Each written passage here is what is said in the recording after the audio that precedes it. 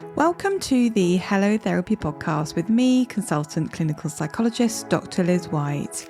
If you want to understand your emotional world better and are curious about therapy, this is the podcast for you.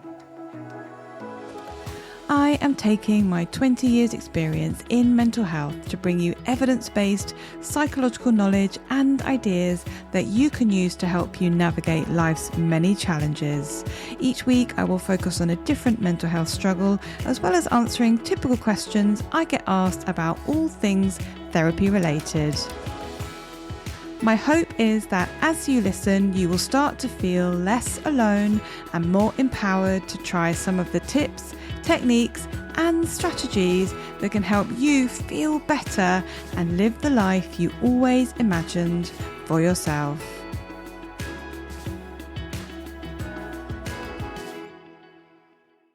Welcome to today's episode where I am answering the question, how do I cope with a relationship breakup?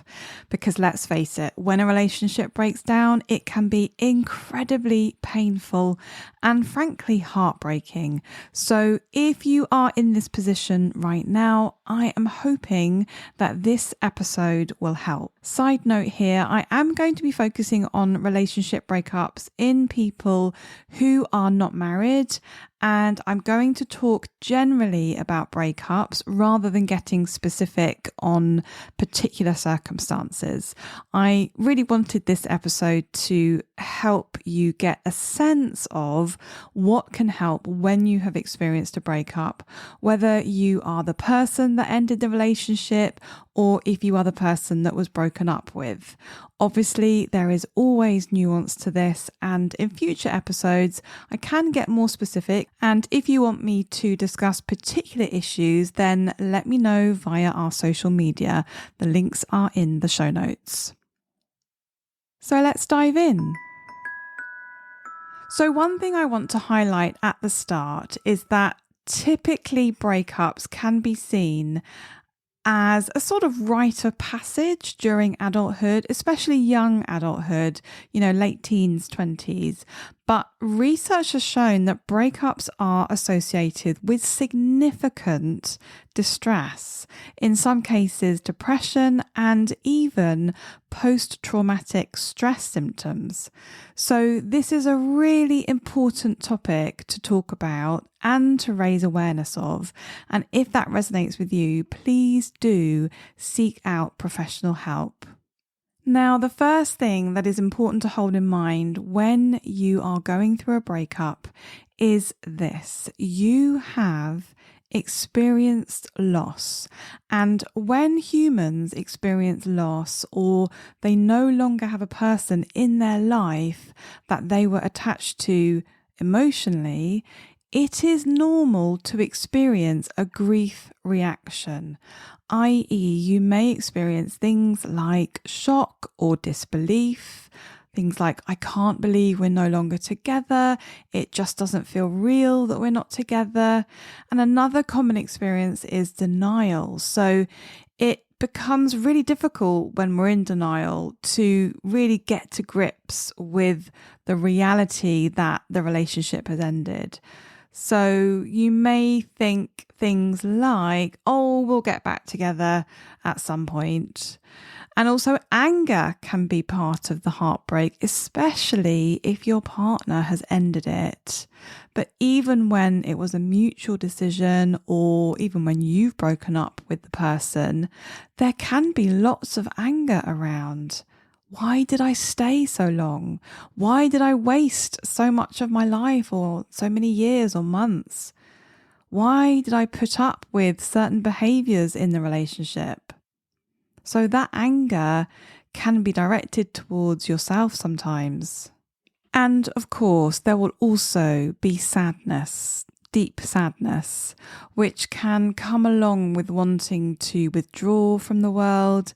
You might experience sleep difficulties, appetite changes, and for some people, you may also experience anxiety. So anxiety that you're separated from your partner. What does that mean? Perhaps there's anxiety about being alone or anxiety about the future. One thing I hear a lot from people who are heartbroken is, I'm afraid that I'll never find someone else. Was this person the one and I've just thrown it away? So my tip for all of that is this: the best thing you can do for yourself is to allow all of the difficult feelings and emotions. Give yourself permission to have them. Give yourself permission to stay with them as they come and go. Accept that they are part of the process of grieving the loss of the relationship. So that old saying, the only way out is through, is so true here. And this leads on to my next tip. Learn to soothe yourself. Now, self-soothing helps you manage those difficult feelings. It helps you sit with them. It helps you allow those feelings. But it's an active process whereby you do something that helps you feel calm, helps you feel at peace, and helps you feel safe. And a simple way to do this is to use your 5 senses. So things like getting under a lovely weighted blanket or listening to a favourite soothing song or piece of music, or using an essential oil diffuser to fill your room with a soothing scent. There are so many things you can do, but if you want some ideas and guidance on this, then head to the link in the show notes, because I have a free worksheet called the Soothing Activities Worksheet, and it's got some really great ideas on how to self-soothe. Now, when you are heartbroken, allowing your feelings, really feeling them, is so hard. You don't want to feel that stuff, right? It really hurts. So my next tip is key. Surround yourself with people who love and support you. Lean on them for support, whether that's, a shoulder to cry on, people to get out of the house with, because, particularly in those early stages, you may not want to get out of the house. You may want to withdraw from everyone. Or maybe it's just for someone to come to your house and keep you company. Because let's face it, one of the things that you may feel quite acutely is loneliness. Suddenly, the person that you spent a lot, if not most, of your time with isn't there anymore. And that is going to feel very lonely. So connecting with loved ones, connecting with friends is going to be super important. At the very least, it will remind you that although you feel lonely, you aren't alone. There are people around you who care, love, and support you. Okay, so my 4th tip in coping with a breakup is especially for people who have a tendency to be self-critical, because people who experience this are much more likely to blame themselves for what went wrong in the relationship. It was my fault that it didn't work. I should have been more loving. I should have been more supportive or less argumentative. And what does this do? Well, it brings your mood down even further. And at a time when you're already dealing with some really difficult feelings and a significant change in your life. So if you are listening to this and saying to yourself, yep, that's me, I am blaming myself for all of this and all of the breakup, take note of what I'm about to say. Blaming yourself, or what we would call personalizing the loss, is not going to help you cope and navigate the next few weeks and months. That saying, it takes two, really applies here.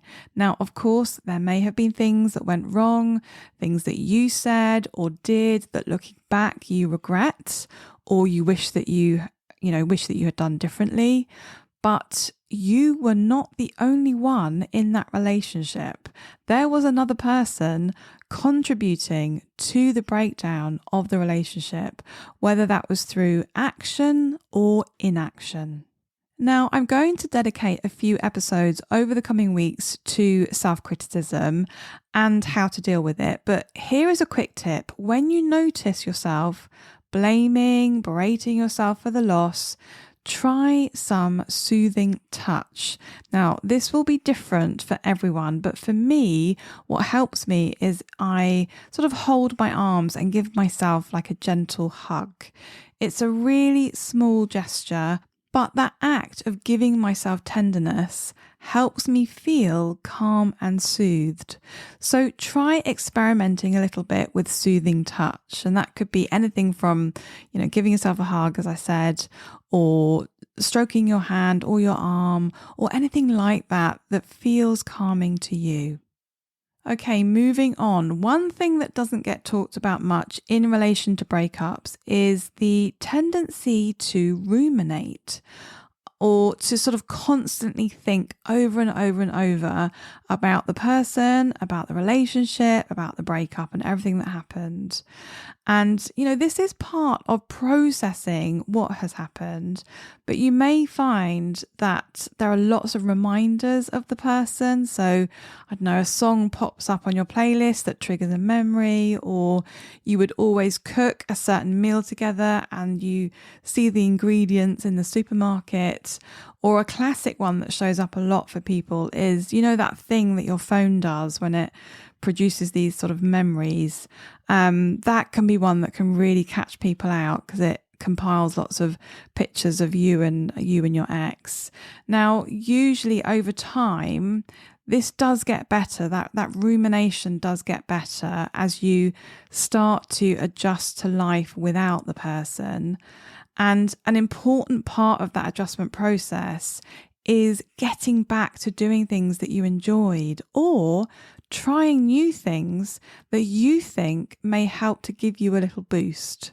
So things like, if you've stopped playing the piano, for example, and actually it's something that you used to love doing, then take up the piano again. Or if a new yoga studio has opened down the road and you would quite like to try one of their introductory sessions, go ahead, go and try it. Or maybe you've fancied your hand at painting or something creative. Go do those things. Do the things that will help you move towards living a meaningful, fulfilling life. Now, tip number 6, avoid unhealthy or unhelpful habits or ways of coping. So I think you can probably guess what I'm talking about here. So using substances, alcohol, food excessively to numb away the pain. And, don't get me wrong, it's really tempting to do that, isn't it? But instead, work towards more healthy coping strategies like maintaining good self-care, getting outside, getting exercise, being in nature, nourishing your body with good nutrition. And one really important coping strategy is self-compassion. So ask yourself what you need to support yourself through this time. What do you need to enable yourself to support and encourage yourself and give yourself what you need? Part of being self-compassionate during a breakup is also about being patient with yourself, accepting that this will take time and that's okay.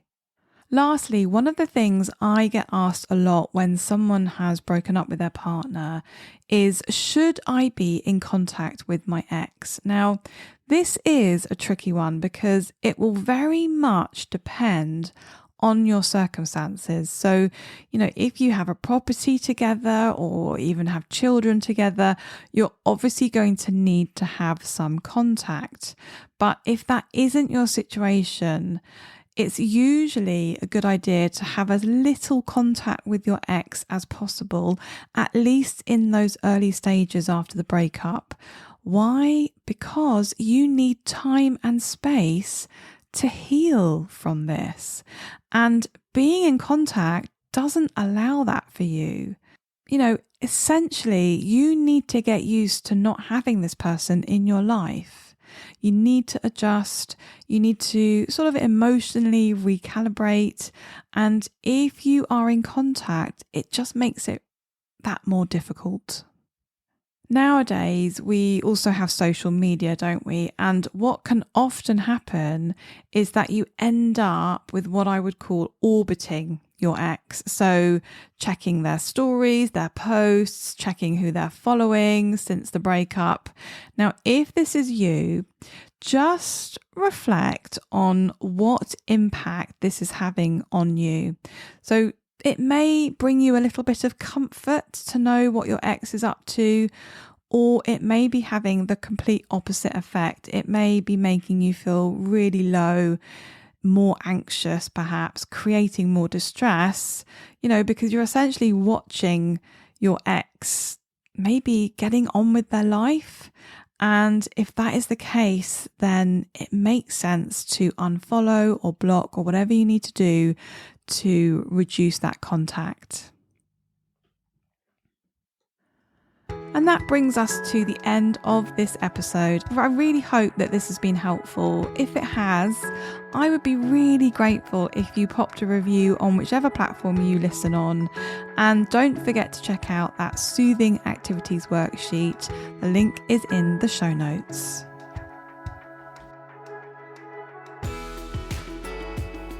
Thank you for listening to this episode of Hello Therapy. If you found it helpful, don't forget to subscribe, follow and review. You can get more well-being and mental health tips by joining our email list and visiting the resources section of our website at harleyclinical.co.uk. The Hello Therapy podcast and the information provided by me, Dr. Liz White, is solely intended for information and educational purposes and does not constitute personalised advice. Please do reach out to your GP or a mental health professional if you need support. Until next time, take care of yourself.